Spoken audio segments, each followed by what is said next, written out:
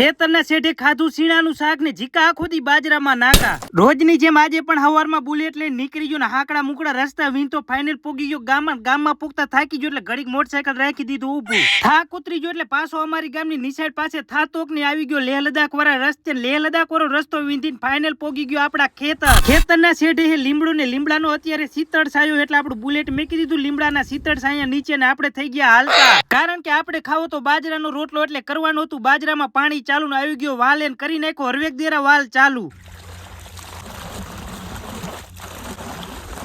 પાણીનો વાલ ચાલુ કરીને ઉપાડ્યો પાવડો ને બોલાવી નાકાની બાકા જીકી. કારણ કે આપણે રોજ નાકા જ વારવાનો, બીજો કઈ ધંધો જ નથી. નાકા વારવાના નાકા જ વારવાના. નાકા વાર્તા થઈ ગયો બપોર એટલે આવી ગયો આપડા બુલેટ આગળ. એટલે કે ખેતરના શેઠે કરવાનો તો બપોરો. સીણાનું શાક હે, ગોર હે, રોટલી હે, સાય છે, બસ દેશી બપોરો એટલે ખાઈ લીધું. બપોરો કરીને આવી ગયો ભૂતિયા દાદા આગળ ગપ્પા મારવા. થોડા ગપ્પા મારીને પાછો બુલેટ લઈને નીકળી ગયો બંગાયું ખાતો.